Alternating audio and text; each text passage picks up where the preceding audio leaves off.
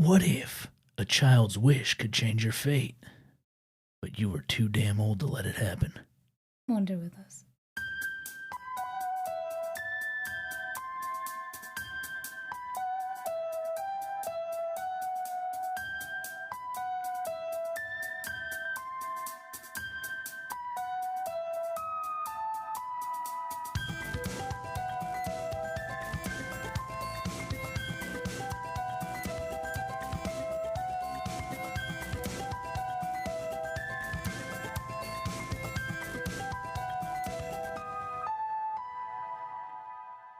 I'm Bethany, I am still Connor. and this is Wonder with Us. It is still the greatest podcast by us. It is the greatest podcast by us, yeah. Yeah. The only podcast by us. We don't need to point that out. It's the greatest, though. It's pretty great. We're talking about The Twilight Zone, as per the usual. If you're new here, welcome. If you're not, Thanks for being here. watch episode 27 and then come back Yeah, do that. We'll wait. patiently. Episode 27, The Big Tall Wish, first aired April 8th, 1960. Directed by Ron Winston, had 17 directing credits, 2 of which were The Twilight Zone. That's the loudest fucking straw on the planet. Ron Winston and the fucking desk as well. Ron Winston was a television director who worked primarily in the late 1950s and 1960s. He directed 2 episodes of The Twilight Zone, including The Big Tall Wish and Monsters Are Due on Maple Street. Ooh, that was a good one. Sound familiar? Both of which became notable entries in the series for their emotional depth and suspense. Mm. Winston was known for his ability to elicit strong performances from actors, especially in tense or dramatic scenarios. His work on The Twilight Zone showcased his talent. As seen on the Monsters Due to Maple Street. Intense scenarios of intense acting. Yeah, but it also says that he elicits a strong performance, and I would argue that nobody in Monsters Are Due on Maple Street delivered one of those. Yeah, well, they tried. This is written, as per the usual, by Rod Serling. Brain Daddy. He, as we all know, is the creative genius behind The Twilight Zone. Serling wrote a majority of the episodes, not all of them, but a majority of them, including The Big Tall Wish. This episode in particular was notable for its groundbreaking casting. And Serling's Words is hard. And Serling's exploration of themes like hope, faith, and self-belief. I don't know that faith or self-belief are themes that were really explored in this one so much as like had passing glances thrown at them. I mean, I would argue that the child had much faith, as it were, in his ability to big wish. Yeah, we'll get into that later. All right. More importantly, I think, though, is this episode of The Twilight Zone was one of the very few to feature an all-prominent African-American cast in like prominent roles. It is noticeable, as we know, after watching 26 other episodes of pasty-faced fucks dramatically looking at the camera. Right. It's different, and different in a good way. Serling, though, as we know, was known for pushing the boundaries in his writing, and I would say this episode really kind of shows that his efforts to diversify television, especially in the 1960s, that it really shows through here. Indeed. Film editor on this one was Bill Mosher. Nothing new there. Thanks, Mosh. Special effects by William Tuttle. Nothing new there. Thanks, Tuttle.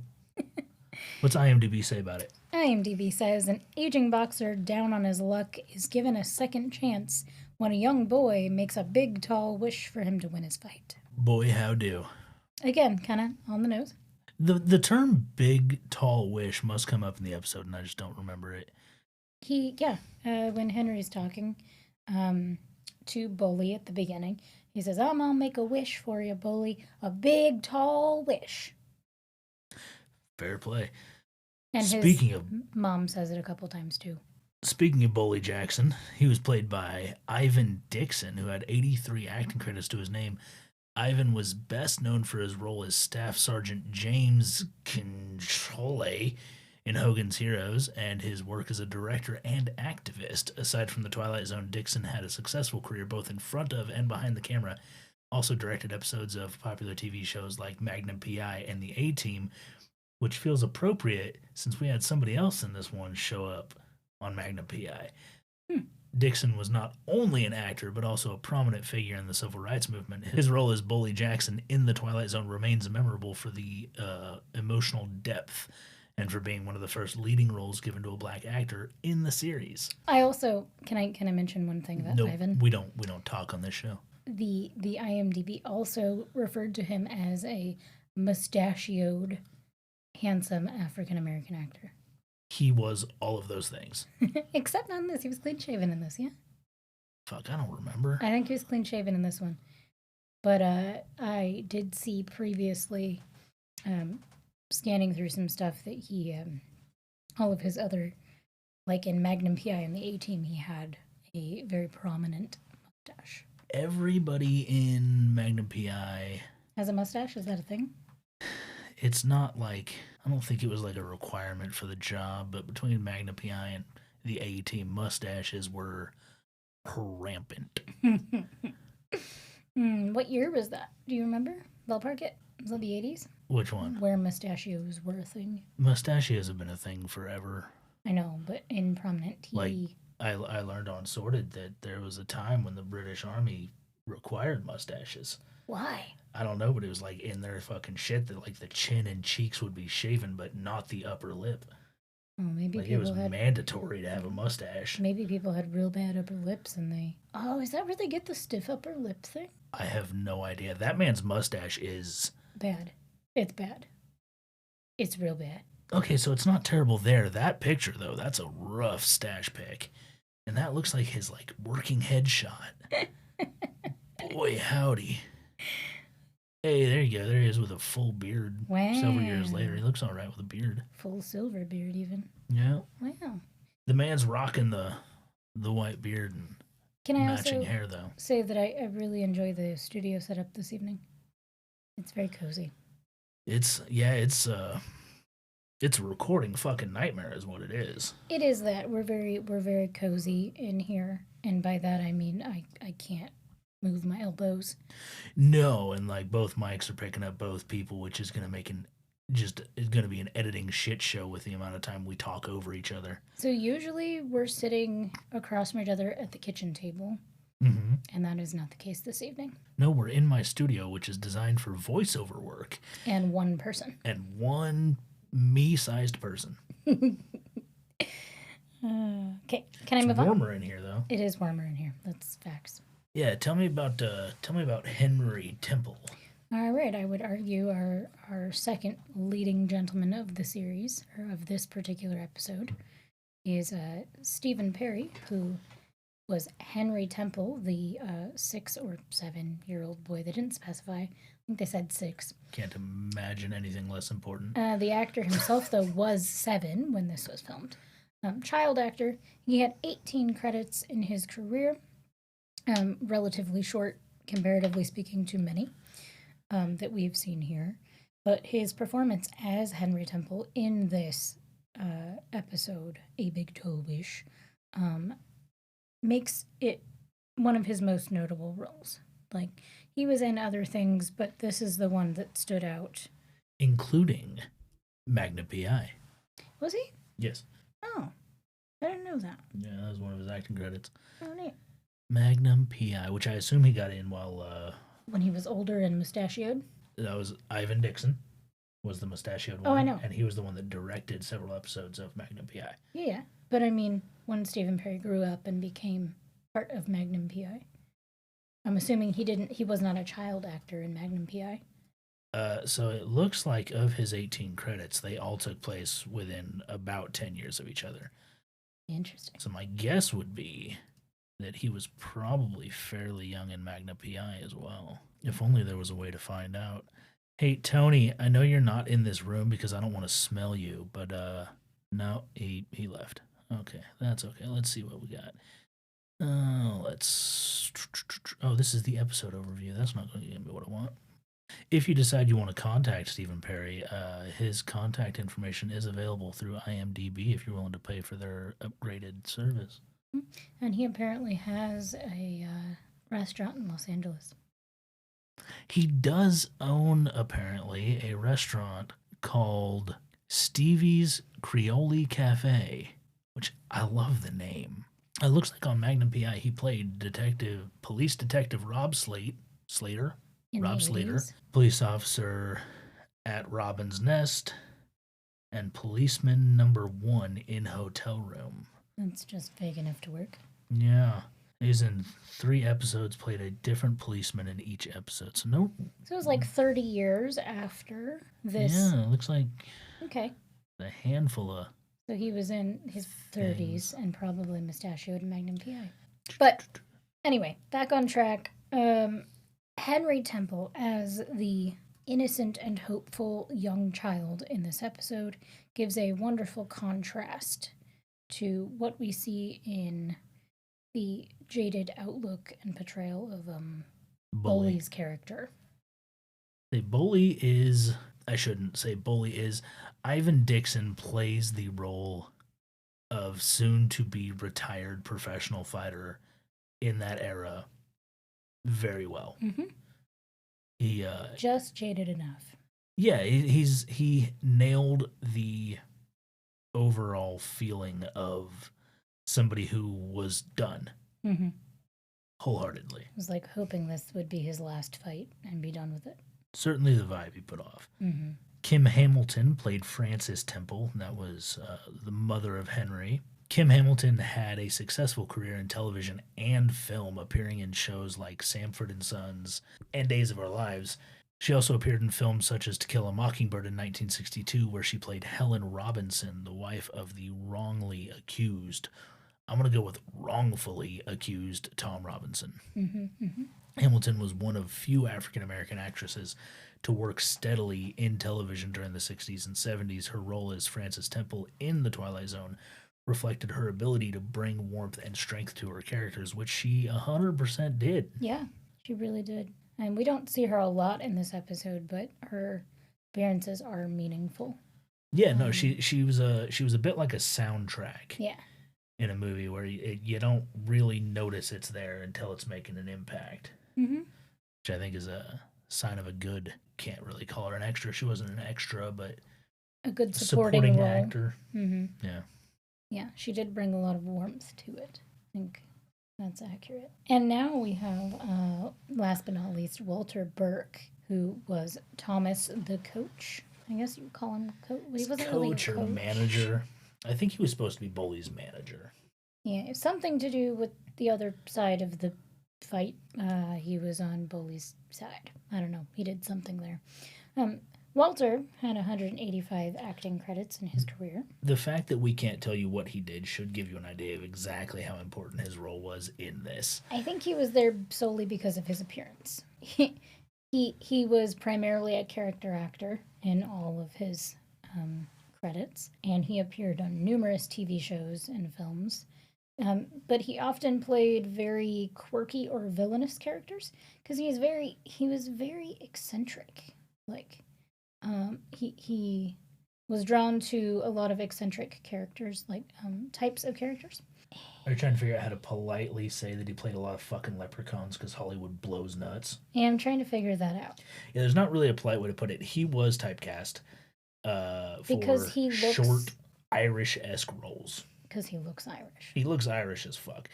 Even in a couple of those stills of him, he's in full Western regalia Black and white. in black and white, and dude, still, like, you can still see the flaming red of that mustache through the black and white photo. Mm-hmm. It is what it is in reality. He was just, I get the impression that he was typecast a lot due to his appearance. Although you mentioned something about him being incredibly small as well. Yeah, he's like 5'5". Okay, so not incredibly small, just shorter than average. Way shorter than average, yeah. And with his features, that makes sense.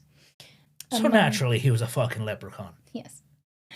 Among his quirky or villainous characters, those showed up in shows like The Untouchables, Star Trek, and Bonanza. Another Bonanza. This might be the first one. I'm curious if a quirky or a villainous character in Bonanza, because this would be the first time that one of these came up as specifically villainous. I wonder if that's what that still was that you showed me. The one of him in the like Western regalia. Maybe. Curious. I'm gonna go look it up now. Just have Todd do it. Nah, you talked to him. He listens to you. And apparently not. He left. Are there any interesting tidbits about Burke? Other than his distinctive appearance and his talent for playing eccentric characters, making him a familiar face in TV. No, not so much. Fair play. He was born in 1908 in Brooklyn. I know that. Do we know when he passed away? I think.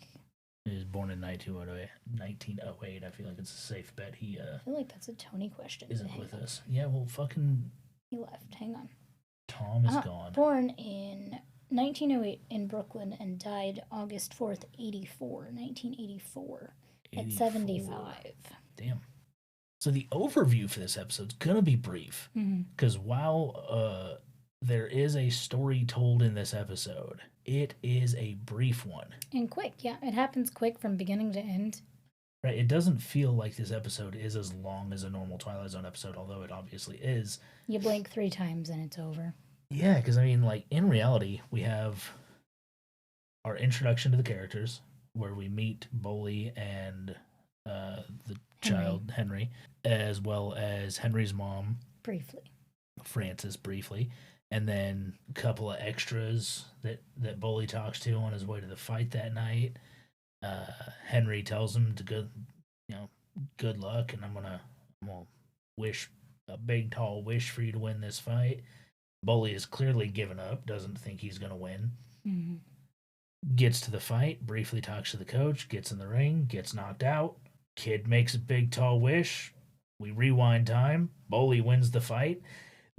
I will say, the interesting thing they did here, because Twilight Zone touches on time travel a fair amount. Yeah. Usually once an episode in some way. Right. It's a popular topic for them. What they don't, how do I put that? They traditionally, when they touch on time travel, do it in a very traditional manner to what I think of when I think of time travel, which is your travelers, things like that, where it's somebody goes through time, that person remembers the event, nobody else does. However, they do an interesting thing in this one where it's not just the person who caused the time travel or just the person who experienced the time travel. Right. Both of them know it happened. Yep. And everybody else is Nobody unaware. else in the world has any idea. Yeah. But Boley and Henry. Hence why. Well, sorry, no, that's not true. I'm entirely wrong. Henry knows. Boley doesn't. That's why he looks so dazed and confused. Because he goes from being knocked out to suddenly being upright. With his hand in the air, not knowing what happened. And he has, I believe he mentions that he could have swore he was on the mat. Could have swore I was out. I was out. But then he won. Yeah. So I guess I was accurate a bit. It's just interesting because it's not normal. The approach they took isn't a normal approach. Right. The way that you see it happen in the episode is unique in that when Henry makes his big tall wish, he's watching the fight on this big black and white TV. It's a tiny black and white TV. Although that TV might have been in color. We don't know. We were watching it in black and white, so maybe he was watching it in color. It's a tiny child next to a TV screen. So it looked big, but also his face was literally an inch from the screen. Yeah, no, Homeboy was trying to crawl into it. As he's making his big tall wish. We see both angles. We see Henry watching the TV too closely, close enough to hurt his eyes. And then we see Boley on the mat, like, down for the count. And then suddenly he's up again. I say they do an interesting bit of camera swapping. And the music, too, was a cue. Yeah. But there's no notable special effects done. There's Right. there's no camera trickery. It's just a well-used bit of cutting back and forth between Henry and the fight, and Henry and the fight, and Henry and the fight, and Henry, and then suddenly the fight's different. Right. It was well done. And probably easier to do, I would Definitely think. In terms easier, of probably editing. cheaper, which, if you haven't noticed already, in season 1 of the Twilight Zone and season 2 of the Twilight Zone and season 3 and 4 of the Twilight Zone, doing things cheaper is a popular method. I assume because they're paying a different cast every week and Like reusing sets and such. reusing sets. Yeah, and of course, you know, all the way through the end of it, their budget was approximately a can of tuna. I think they were given some bacon bits Yeah. towards the end, which Mix into which it. is nice. Added protein and salt. Yeah. It's all good. Clean it up a little bit. So Henry makes a big tall wish, changes the outcome of the fight. But before that, when we first meet Francis, we first meet his mom. So the scene opens with Boley and Henry, and Boley's like getting ready. He's looking in the mirror, looking at all of his scars, and Henry's trying to like, you know, like psych him up. You know, like, hey, Boley, you feeling good? You feeling all right? We got this. And he's looking in the mirror, and he's like looking intensely at himself and like mapping out all of his scars, and he's telling Henry which fights happened to give him which scars. And then he goes from that scene downstairs where we meet Francis. And Boley tells her that Henry called him his best friend. He's going to make him a big, tall wish. And he was laughing about it, like, yeah, he's going to make that big, tall wish. And Francis then this is how we learn as the viewer that he's done this before. Henry's made a big, tall wish before. And he doesn't make a big, tall wish for just anything. It has to be important. And she goes on briefly to say that they were having some trouble making a rent payment, I think it was. And he made a big, like tall $4.30 short of rent or something. Which was a big deal then. And he made his big, tall wish, and suddenly money showed up and they made rent. She goes, so I wouldn't mark it off as nothing. Like, that big, tall wish is a thing. Makes his big, tall wish. It succeeds. And then... Did you forget the rest of the episode? I did. You know, we all the talked about important it out bits of of the order. episode. That was the important bits of the episode. Is that when a child makes a big, tall wish, it works because he believes in the big, tall wish. Which is where we run into a problem with Boley, because Boley gets back, and the first thing he wants to do is talk to Henry about the fact that he won the fight. But he was so certain he had lost the fight. And him and Boley wind up on the roof. Henry and Boley? Yeah. Yes. Okay. Henry and Boley wind up on the roof discussing this fight. And Henry admits that he made a big, tall wish, that he had lost the fight, but he made a big, tall wish so he would win the fight because he wanted Boley to win the fight. In an uncharacteristic of the Twilight Zone moment, Boley did not just immediately believe him. Yeah. Which is a fault that can be found in the Twilight Zone, again, because of time restrictions and telling stories in 20 minutes. It's not abnormal to have something wild happen and have some cast member or some character of the Twilight Zone just be like, oh, that incredibly impossible thing? Obviously, that's what happened. I believe you immediately. Because we have 12 minutes left in this episode. So I'm going to yes and our way through this. And Boley does not immediately believe him. It takes some convincing from Henry. To Henry's dismay. I wouldn't say dismay initially. Henry seemed almost like, I know you don't believe me. Nobody believes me. Like, but this is the thing. But then he became a little bit desperate. Like, you know, Henry, it doesn't stick unless, or Boley, it doesn't stick unless you believe it. You gotta believe. Yeah, that's where the frantic seemed to come in for Henry, was his conviction that if Boley didn't believe in the wish wouldn't stick. Boley's argument the entire time is, oddly enough, not that miracles can't happen and wishes can't happen, but that he is too old and jaded to believe in them. Yeah, can't believe in magic. Which, again, is a very interesting direction to take from a character standpoint. Yeah. Rather than, like, no 6-year-old child, miracles aren't real, you didn't wish that fight on me. I was gonna say, it's very bold. I think it's a very bold move to to be like, okay, I believe that you believe what you're saying, but I'm too old to believe what you believe. So I'm telling you this outright. It's really interesting. It is. They make it seem like there is a lot of relationship between Boley and Henry prior to us getting to see the episode, and it's not, again, it's not normal for the character development between characters to be that substantial. Yeah, that deep. It's pretty regular that, like, well, and people are like all over. Yeah. There's some dialogue between the two main characters prior to them getting on the ship. Right. I don't think it would be out of line to see those two and hear that dialogue and think these two know each other professionally. Okay. And then once they're in the ship, all of their conversation, like, I don't think it would be out of line, again, to be like, oh, these two have known each other for a while, but Or just getting to know each other. like, they've never had fucking dinner at each other's house. Like, these aren't people, these aren't friends. These are two people who know each other due to their circumstances, which I think is pretty normal for the Twilight Zone, in that characters exist seemingly for just to have somebody for the main character to talk to. Like, for plot.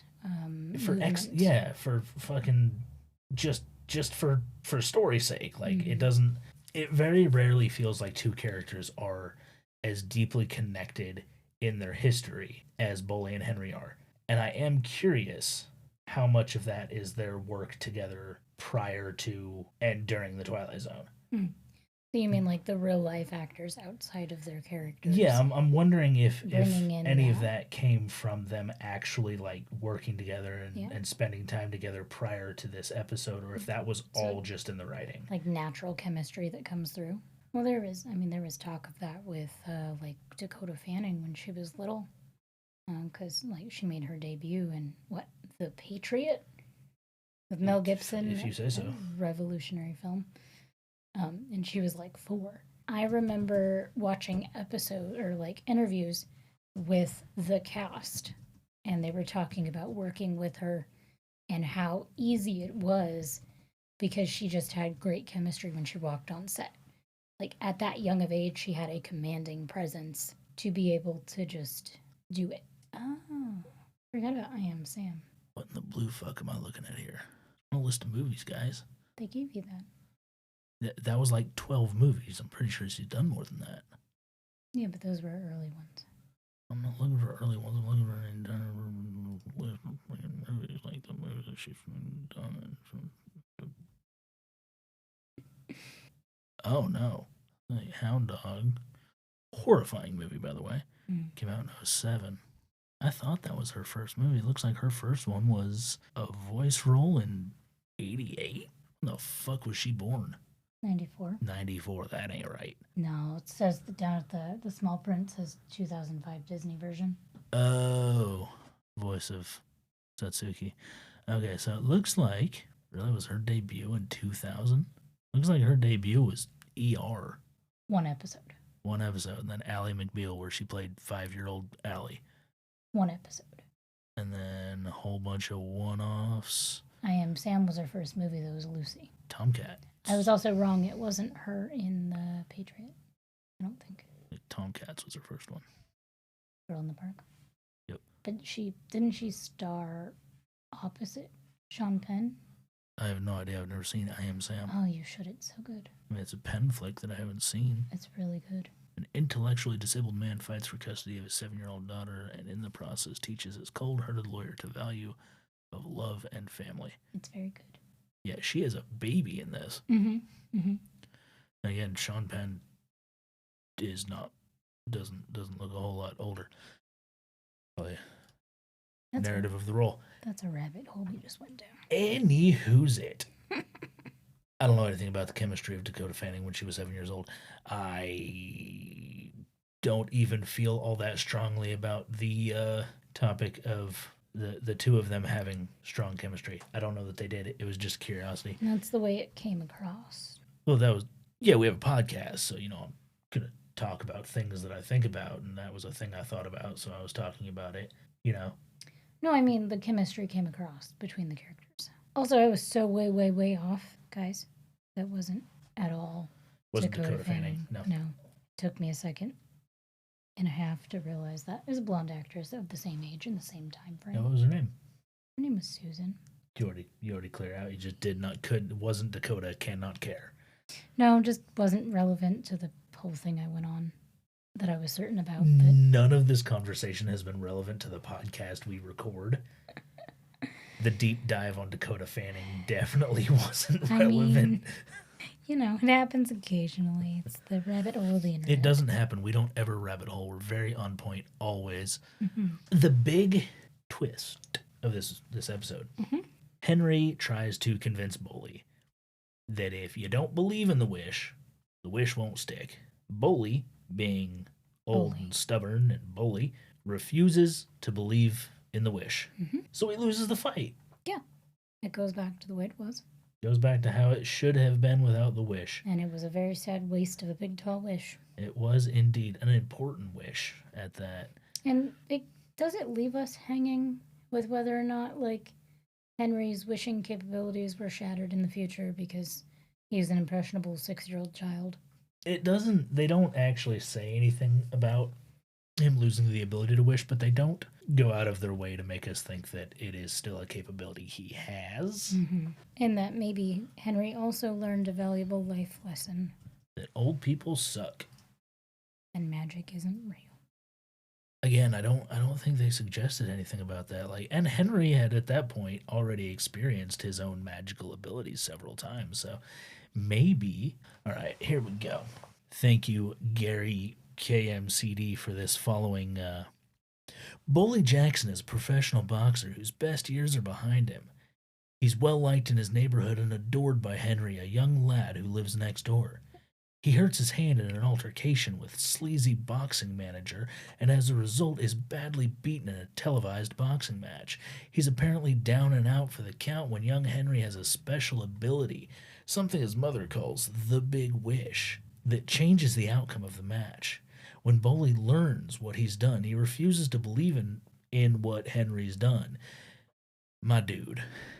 The grammar, man. Just get a Holy second set of eyes. shit. With the inevitable consequences. Dun dun dun.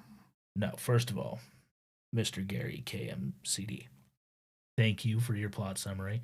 Second, I would argue that those consequences were not inevitable. I didn't see it coming, but that's not important. I do not believe they mention that Henry can't make big, tall wishes anymore. Mm-hmm. That Rather was me just speculating. Clarify that sometimes old dogs don't learn new tricks so well. And therein lies the moral of the episode. The big, tall moral of the episode. Mm-hmm. What was your favorite moment? Do you have a favorite moment from this one? I like their banter in the beginning. Henry and Boley and that back and forth. Because the optimism is palpable, It is. I think, and that's cool. I say all of the interactions between the two of them are well done. Is you can just see, like, from the eyes of a child watching his hero, for lack of better terminology, Hero is probably accurate. going Maybe off for a friend. fight and just like wanting the best for him and believing that it's gonna be great and that he can do no wrong. He's not gonna lose. Nah, he's gonna win the fight because he's the best So I really like that around. in the beginning. Fair enough. Yeah. All of their interactions, all Yeah. of the interactions between Boley and Henry make this episode great. It like I could take or leave the overall story of the episode. If they wanted to give me half an hour just those two talking and the way that they talk, I would watch that episode because it was very enjoyable. Yeah. How about general takeaway? What do you think? What did you take away from this episode? Well, I think you nailed it when you said can't teach an old dog new tricks. You can't make an old boxer believe. Which is interesting because I don't actually believe either of those things. Okay. I understand the sentiment behind them. Yeah. You can teach an old dog a new trick. If they're willing to learn, That's not specific to old dogs, though. that's the key. Right? I've met children that aren't willing to learn. Mhm. Met old fucking humans that aren't willing to learn. Yeah. A lot of them lately. And Bully wasn't willing to believe. I suppose my general takeaway from this is that sometimes it's best to believe the children, even if they're clearly insane. I like that. Giving it a 5. Marble rating? Yes. Okay. I don't care whose child is getting named, but one of them is getting named Boley Henry, that person's last name. Big Tall Wish. No, that's a terrible name. BTW. By the way, Big Tall Wish. BTW. I think this one it's served its purpose. It was good. I don't know that I'd watch it again, only because, I mean, it did go quick. It felt quicker.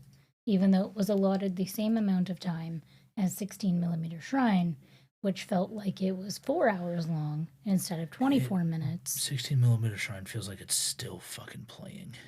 Yeah. This one was directly the opposite, in that it didn't feel like a 20-minute episode. It felt like a 5-minute episode. Yeah, it doesn't. It goes by so quick. And for that reason, I am going to give it a 2. I won't be watching it again. And not because it was bad. Okay, well, just tank that fucking rating. 7, 7, Sorry, guys, you get a 7. So I think it puts you in like 3rd. But it is what it is. Next week, we will be on what? Episode 28. A Nice Place to Visit. When bad guy Henry Francis Valentine dies in a shootout with police, he wakes up in the next world where his every wish is granted forever and ever. And ever. That looks like fun. It's an episode. I would argue it's an episode with a very clear moral.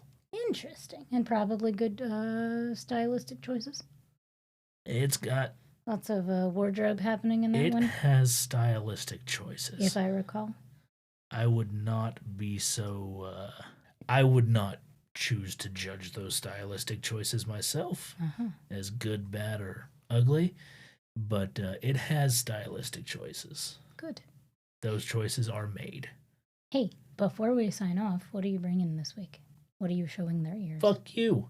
You caught me 3 off guard weeks the in a row last I've week. asked you to bring something and you've had to pull it out of your ass. But I did bring something.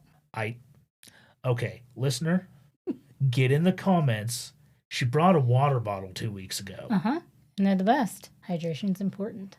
Water bottle. She brought a water bottle 2 weeks ago. You asked me for a thing, I gave you a thing. And more importantly, gave the viewers a way to hydrate. You're welcome. You gave the viewers information about a water bottle that's unbranded from a store you did not name. Yeah. They can't even go get the water bottle. Yeah, but they have similar ones on Amazon. The point is it's They 40 can't ounces. see that. They don't know that. You brought a water bottle. Yeah. Now you want to fucking try to catch me off guard because you think I didn't bring anything. I didn't say that. I asked you what you brought. Because you think I didn't bring anything. No. I just wanted to make sure we did it before we signed off, really. Sweet listeners, I have brought you something this week. And it's the thing that I definitely thing. brought you. Uh-huh. This week I am bringing you Buffalo, New York hardcore punk band On the Cinder. Nice. You have patches. I have patches from them. I have t-shirts from them. I have vinyl records from them. They are one of my favorite bands. I actually stayed with them when I was on tour. We went through Buffalo. They put us up for a couple of days. Just recently released the album Heavy Handed, which is available everywhere music is streamed.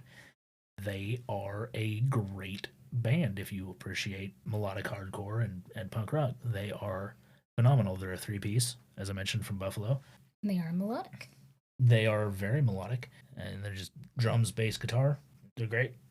Cool. I think they still run the Flower House Nice. recording studio venue. And they type still deal. have stuff on Spotify and YouTubes and all that. They got stuff everywhere. They're currently active. Cool. Great band. Be easy to find. You should listen to them. I think The Fight Against Ourselves is probably my favorite album that they've put out. However, Sedentary Escape, Lamplighter, and Heavy Handed are all good. Heavy Handed is the most recent album. And yeah, check them out. They're on YouTube. They're on Spotify, Apple, everywhere you get your musics. They're also on Bandcamp, which is where they sell their merch and will regularly have sales where their vinyl and t-shirts and stuff will just be dirt cheap because they're trying to clear out inventory. We like clearing Check that 'em out. inventory. Good stuff. On the Cinder, like a cinder block that you're Nice. on top of. On the Cinder. Yeah, they are a good band. I remember. I don't know that I've mentioned it before. So if I have, I will bring 2 new things next time. But I've been digging the content from the Herbal Academy recently. They have a lot of like tea recipes and home remedies, things of that nature. It's all very folksy, and if you're into like cottagecore type stuffs, they have that. Witchcraft. They put out a lot of free recipes on their YouTube channel, the Herbal Academy. Yeah. So as we're coming up on cold and flu season, check it out. Yeah, also while we're coming up on cold and flu season, check out your local doctor. Mm-hmm. Get a flu shot. Do that too. Yeah, it's important. And like take medicines that are like proven to work.